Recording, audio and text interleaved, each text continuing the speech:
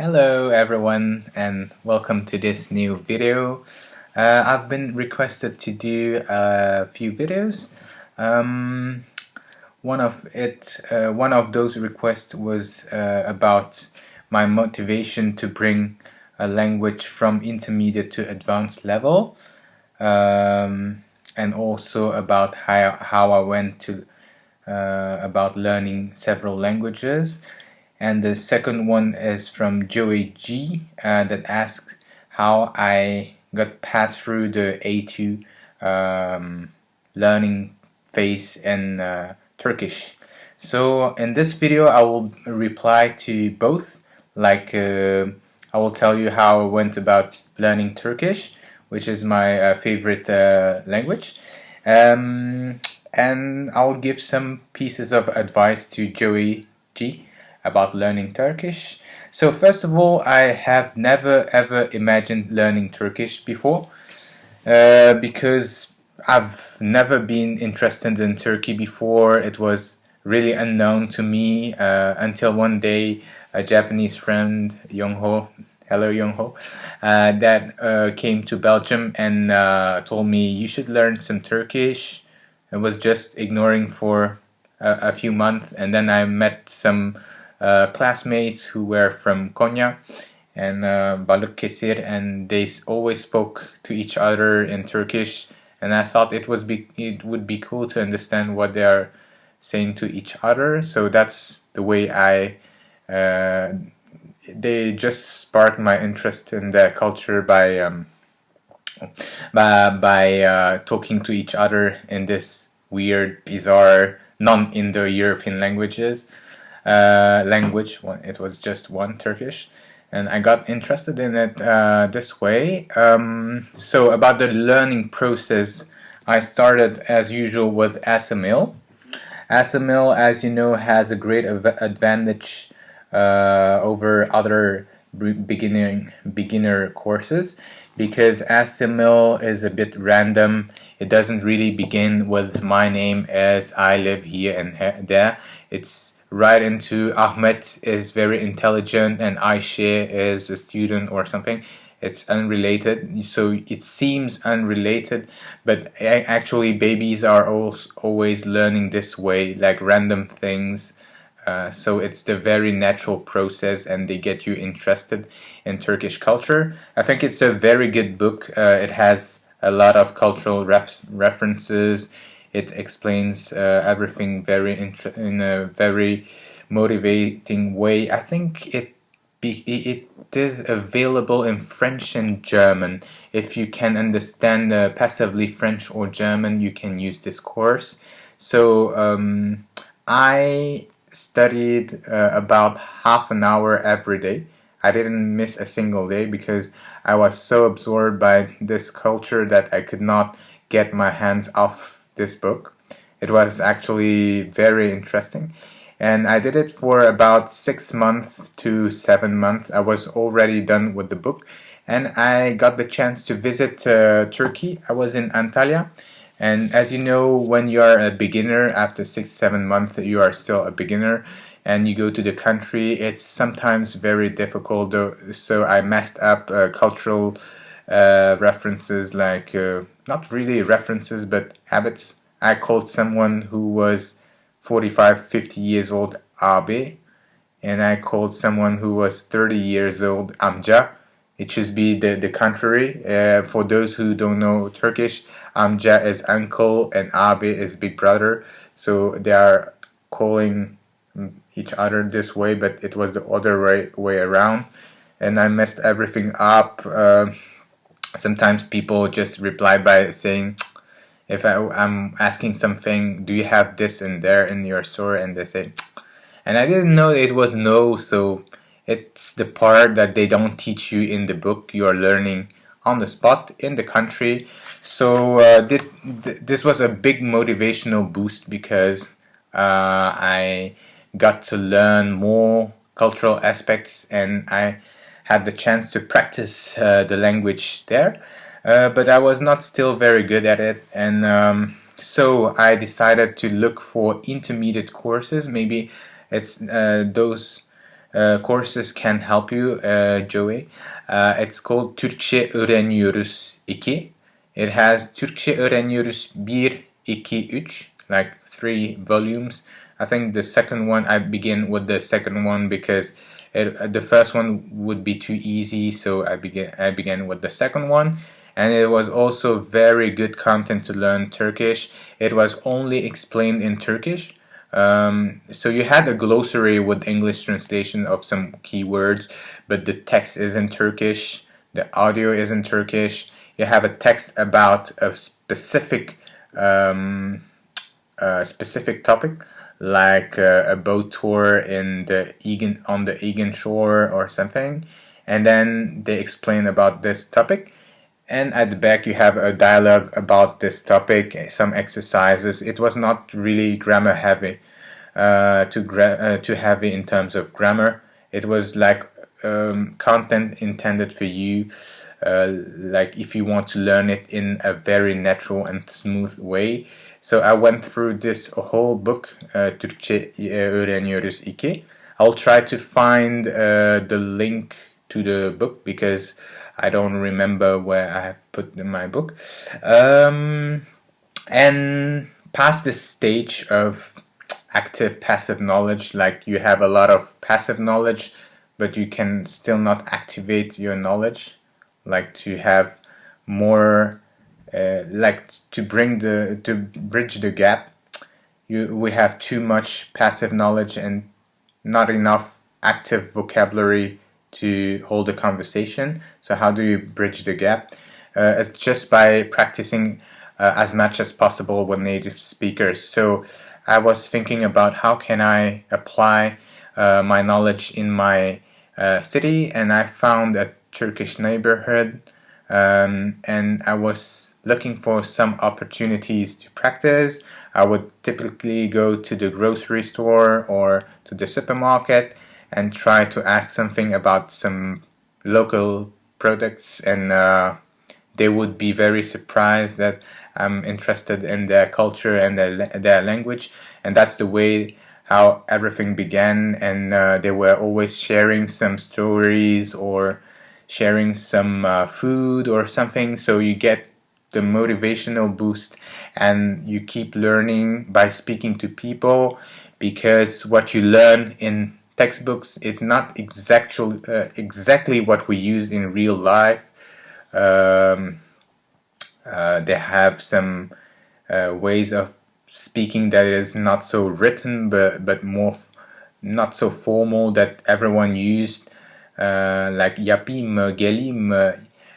You will never see it very referenced in books. So this is a way you can apply it in your city if you have markets. I went to the tourism office just to practice and get some information about Istanbul. Practiced there at the I think it was the embassy, grocery stores. Where did I go? Bookstores. What else? What else? Restaurants. Yeah, restaurants are not the best option, but it's okay because everyone is so busy. But even if they're busy, Turkish people, if you learn their language, they will find a particular time slot to talk to you. It's very different from European cultures where everyone is busy and they don't have time. Turkish people can make time for you if you value their culture and their language. You'll be sure they will at least offer you some tea and try to find out why you're so curious about Turkey. And then I moved to native like content. So what was my motivation to bring this particular language from intermediate to pretty advanced? It was mainly the people. I've never seen so lovely people like Turkish people. Even if they don't know you, they consider you as a brother, and it was very impressive to see that it still exists, because in the West people are more individualistic and in Eastern cultures, like in Turkey, it's more about the group. So people think about more about family-wise society. You see it a lot also in Eastern Asia, like in Japan.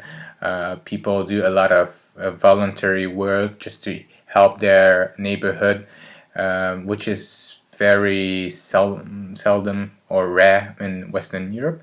So this kind of always taking care of each other, even if we don't know each other very well, treating someone to eat something, always sharing some food or time, take care of each other. This is the thing that motivated me to learn more Turkish and to deepen my knowledge of it.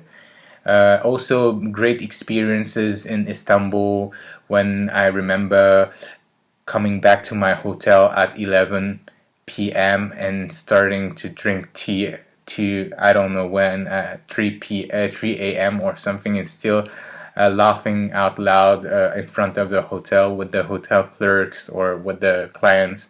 Those are great memories that you will never forget.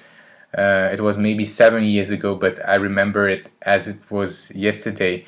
So I decided to, as I was not so advanced and I was intermediate, to learn from newspaper. I would choose an article that I like, and I would just underline the words that I don't know or infer them from context and look every single word that I didn't know up, and just learn by reading a lot.